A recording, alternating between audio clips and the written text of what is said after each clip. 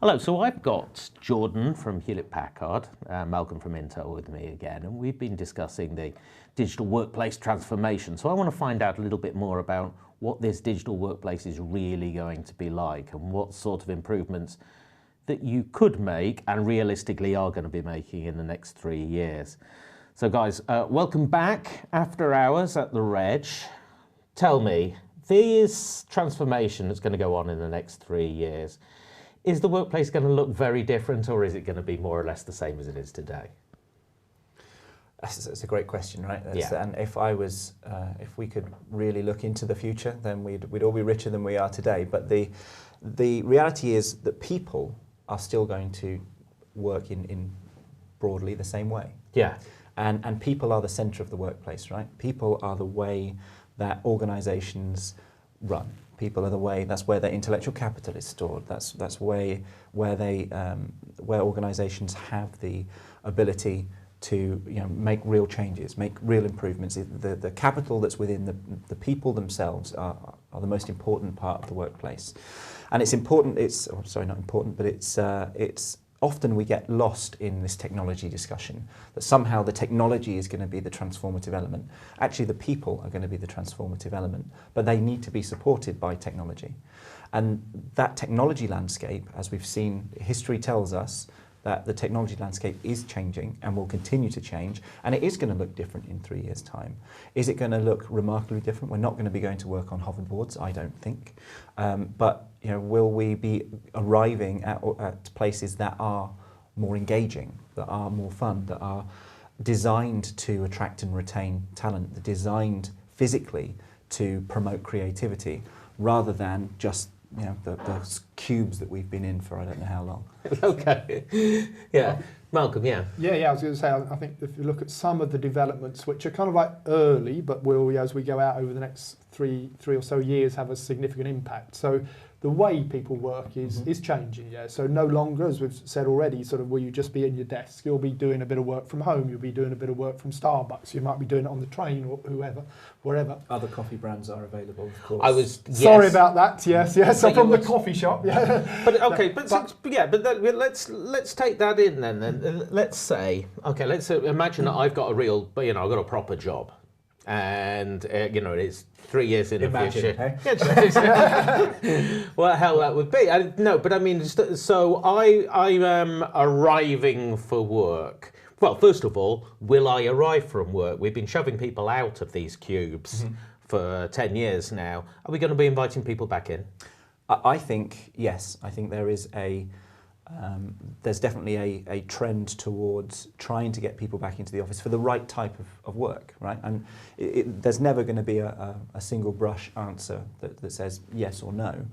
But we've been promoting virtual working, home working, flexible working, teleworking, whichever word you want to use, in order to promote much more flexible productivity. But what we're losing in that narrative is the personal touch, the work that we get done, the real value add that we get when we have people together for the right tasks. I'm not suggesting that we're all going to go back into the office day in, day out just to take phone calls, but to be creative and to be collaborative, which is becoming more and more critical, as we've said during the Regcast. Collaboration is the way that people are increasingly wanting to work. So when I go back in, it'll be for a thing. It won't be just I'm expected to just show up and. I think so, and I think it's not. It can't. This isn't something that can come down from the top. You will come back into the office because I, as a CEO, necessarily think that you must. I think it's going to be more of a dialogue. We're providing these facilities for you in order to do your job better. And do you want to engage in that way? And we believe that the answer is going to be for a large majority of use cases and collaborative tasks, the answer will be yes. I want to come in and use those facilities. Yeah, so I was going to say, so the office will become more of the place to go to collaborate, to socialise, to meet the colleagues and get that, as you say, that personal touch, as opposed to the place I go to do my day-to-day whatever job. So those day-to-day bits increasingly outside the office, but it's the place you come to collaborate, and that's going to drive some changes. What am I going to bring with me to the office? What sort of device am I going to have, and what's it going to do? Oh, a fancy device. I don't know. Lots of new whizzy tech coming to the devices. Yeah, Let me pick yeah. up on one, which might be a useful thing in this Yeah. new world we're going to embrace. Cameras are becoming three-dimensional cameras now, which is fancy when you get into the world of video conferencing as part of this collaboration story. Because the great news is, as you have your video conference, you can mask out what's behind you in the background. So it can show your face, it can show you, it can superimpose you onto your slide set or whatever you want for your call. You can be anywhere because the background, it's recognised and masked that out, replaced it with a nice Intel register, Hewlett Packard logo. So you can work from the beach, from the pub, from the coffee shop, from wherever you choose to do. So that's going to help your The future world. will be very much like the present. No, Yes, In the bar, but it'll look fancier. but that's the thing. Now, do you honestly think, I mean, for either of you this, are we going to put this much effort into this sort of thing when you consider how terrible meetings, generally speaking, are now? Are we going to get to this wonderful state within, well, I'd say 30 years, let alone 3? I think yes. I think we will, because as the barriers between these technologies start to fall away, as IoT starts to bridge that gap between the physical and the digital, these elements become much more seamless, fairly simply. I have to say, once you've got digital representation of physical objects and how they interact, starting to automate those interactions becomes less magic and more day-to-day. That's the direction of travel that I see. Right, now, so we get on to the idea of automation and that the idea that things just know what we are going to do with them. They know who I am, what devices I'm using automatically. We have this sort of technology already. This sort of thing is going to become...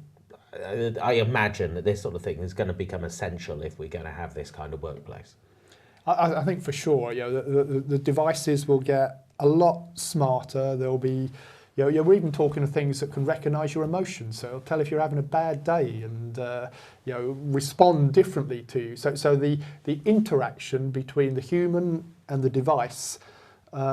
I hate to say, it sounds like your device is going to become your personal friend sort of thing, but it's going to become a lot more natural. The way that interaction between people and devices become a lot more user-friendly, interactive ways and natural interfaces that we're bringing. So, what sort of things do you build in, or what sort of things are you building in technology terms to make these devices smarter at recognising their environments or automating the way they work?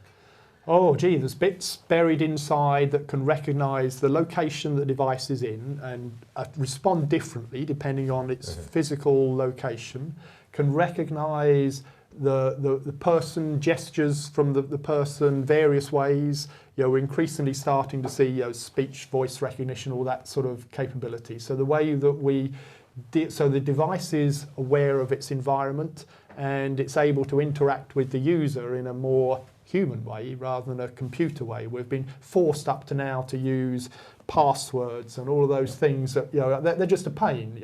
As we go forward, you'll see more facial recognition, voice recognition, all those type of things to get rid of some of the forcing people to work the computer way rather the computer will work the human being way. And we're starting to see the genesis of that right now. This is not 10 years in the future. The smart, and that word is coming up a little too frequently. I think we need to talk about what smart really means. But the smart digital assistant, we have Siri, we have Cortana, we have Google now. And yes, they're limited in their scope and their scale, but the fact that my phone knows that it's going to take me X amount of time to get to my next meeting from a traffic perspective. It doesn't need to be very much cleverer or have very much more context or very much more information for that simple idea, get me to the next place that I need to be the most efficient way or tell me when to go. That's 6 months, a year time frame. Bring all of that location awareness that we've got from GPS into buildings. How many times have you been to a customer site and you've been walking around for half an hour trying to find a free meeting room? Why isn't my phone telling me where the nearest free meeting room is? Sure. Why hasn't that already made a suggestion? that kind of predictive intelligence is here already. What is coming next is where it's getting the information from. What are the data sources? Yes. And what is the value of that information? But also, who's designing that kind of efficiency? Who's going to be the developer, the efficiency developer? Is that going to be located within the IT department? Is that going to be something that, you know, like you guys are going to be doing for them, or is that going to be something that people can do for themselves? I think the engine will be a product from whoever. You know, let's take Cortana, for example. In a minute, Cortana is going to be the most widely available digital assistant because it's included in Windows 10. And in a minute, you know, everybody is going to have the next version of Windows. But it can on tell their me what the desktop. weather's going to be like. But Today. it can't tell me. Yeah, at the moment, it can't tell me how to optimize my working life. No, but imagine that you're limiting your scope by the data sources that you know that Cortana currently has. Right now, it's fairly vacuous, it has to say. But when you can connect that into your enterprise environment, knows all about your ERM, your ERP, sorry, your CRM, your customer interactions, your enterprise file store, when it starts to be able to build up intelligence there and then layer on context. And we talked about the term smart earlier, and for me, what's making things smart is adding layers of context. And I think 2016, 2017 are going to be the years of new context. We've talked about ID and we've talked about location. They're really easy to get your head around, those two contexts. But just think about how transformative those two contexts alone can be when applied to a problem. Layer on other contexts that we don't even necessarily know about. It might not be relevant to me, might be relevant to you. That's when the intelligence starts to come.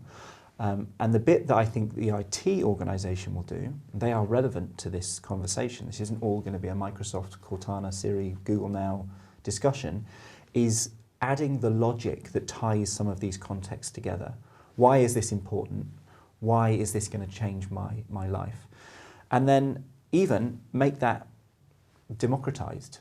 Give the individuals the tools to do that themselves, and then make the assistants be able to learn from that. This isn't 10 years in the future. This is 3 years in the future.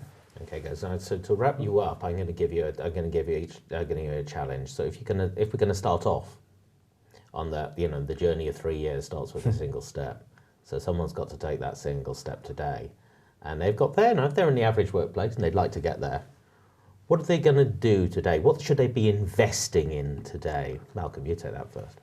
Oh, jeepers. I would say, well, I'd pick up back on the thing we were talking earlier on the webcast about going to this no wires environment. So they would start equipping meeting rooms with wireless displaying capabilities, look to hot desking, universal wireless docking capabilities, and as we go forward, furniture which can be wireless charging capable, so to get people more flexible, more universal, and easier to use. The whole IT environment would be. You could charge people from their chairs. Yeah, yes, something like that. Yes.